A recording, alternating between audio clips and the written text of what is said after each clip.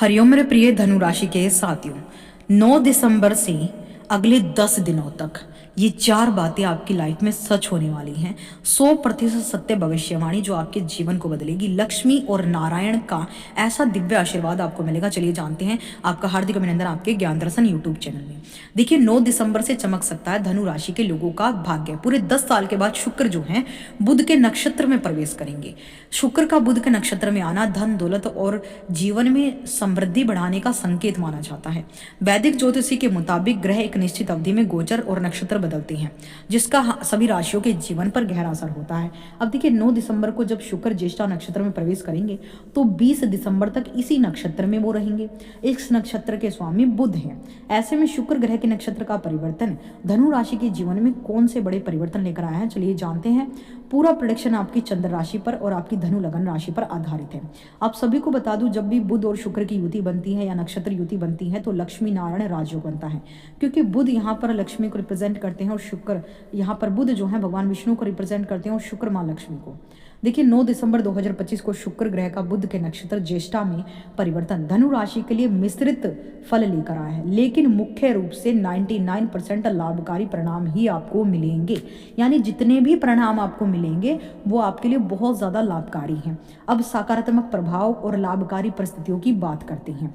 कहने का तात्पर्य ये है कि इस समय संचार और संबंध यानी बुध संचार और बुद्धि का कारक है, जबकि शुक्र प्रेम और सुख का है।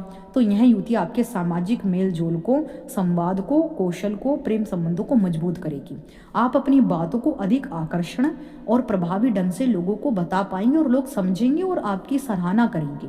यहाँ पर आपकी जो काम है, आपका हुनर है, आपकी कलात्मक अभिव्यक्ति है, उससे आपको बड़ी प्रसिद्धि मिलेगी, विशेष सफलता मिलेगी, आपकी कल्पना शक्ति बढ़ेगी। शुक्र धन वैभव का प्रतिनिधित्व करते हैं और इस नक्षत्र में आय वृद्धि के संकेत बन रहे हैं।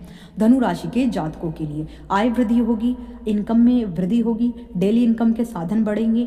ध्यान रखने योग्य बातें क्या हो सकती है इस समय, आपको अति विचार यानी बुध का प्रभाव कभी कभी अनावश्यक बातों पर विश्लेषण की ओर ले जा सकता है। ओवर थिंकिंग आप ज़्यादा कर सकते हैं, ओवर एनालिसिस पर आप जा सकते हैं, जिससे निर्णय लेने में थोड़ी देरी हो सकती है। या तो आप ज़्यादा गहराई में डूब जाएंगे या फिर आप शॉर्टकट निर्णय ले लेंगे।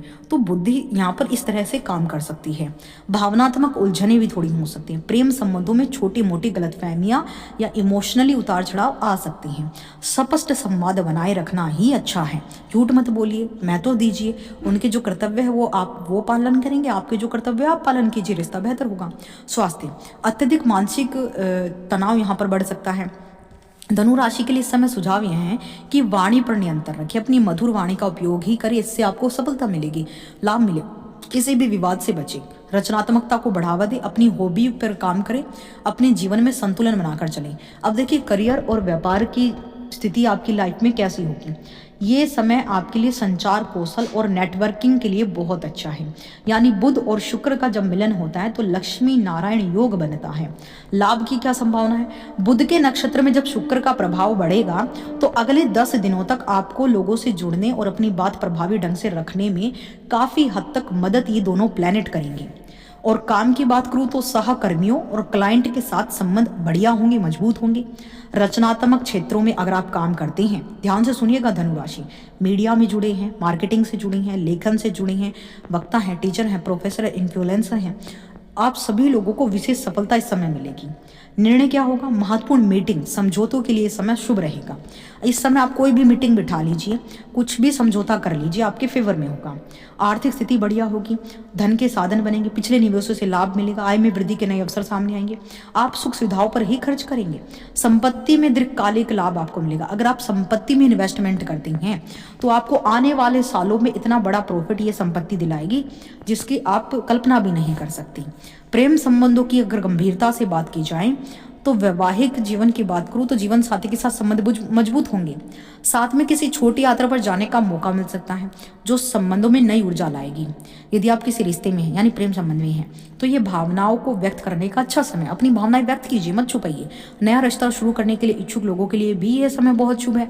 परिवार के सदस्यों और खासकर भाई बहनों से सहयोग और समर्थन जरूर मिलेगा। स्वास्थ्य की बात करूं तो देखिए स्वास्थ्य अच्छा रहेगा, लेकिन आपको मानसिक शांति पर ध्यान देना होगा।